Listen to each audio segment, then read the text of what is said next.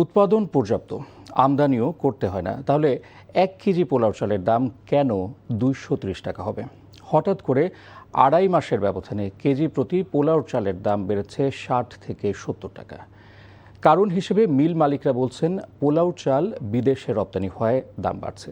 তবে ভোক্তা অধিকার রক্ষা সংগঠন ও বাজার বিশ্লেষকরা মনে করছেন, পোলাও চালের অস্বাভাবিক দাম বৃদ্ধির জন্য সিন্ডিকেটই দায়ী।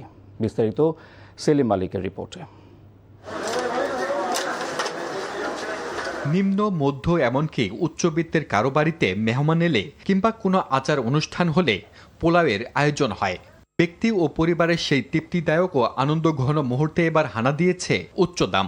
1 কেজি সুগন্ধি পোলাওয়ের চাল কিনতে হচ্ছে 230 টাকায়, যা 2 মাস আগেও ছিল 170 টাকা। 70 থেকে 75 টাকার মধ্যে বিক্রি করতে সব কোম্পানি। এখন ওটা অনেক দূর বাড়তে যায়, এখন আপনার 230 টাকা গায়ে রেট হচ্ছে প্যাকেটজাত পোলাও চাল। এক্সেস আমরা তো খেতেই পারছি না, কিনতেই পারছি না, কি করব?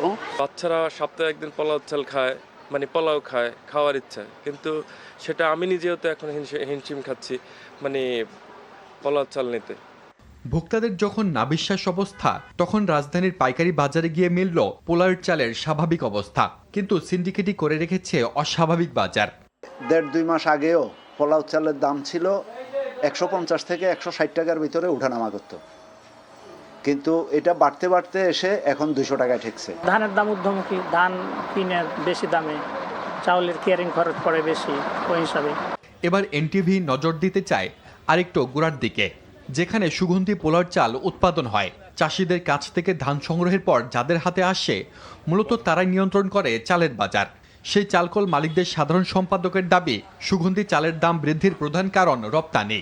এক্সপোর্টের সিদ্ধান্ত দেওয়ার পর বিদেশে এই চাউলের ব্যাপক চাহিদা বৃদ্ধি পেয়েছে। এই চাহিদা বৃদ্ধি পাওয়ার কারণে দামও বৃদ্ধি পাচ্ছে।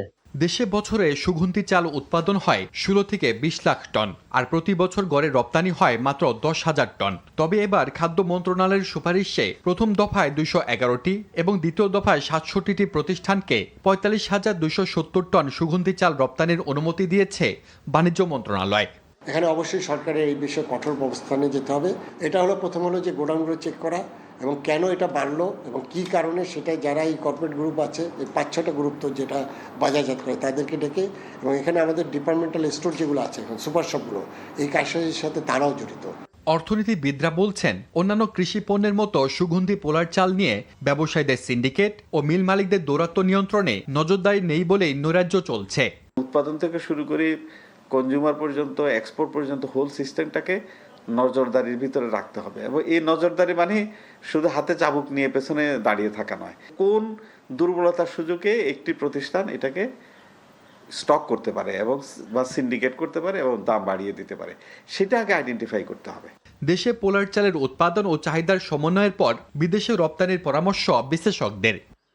সেলিম মালিক, এনটিভি নিউজ, ঢাকা।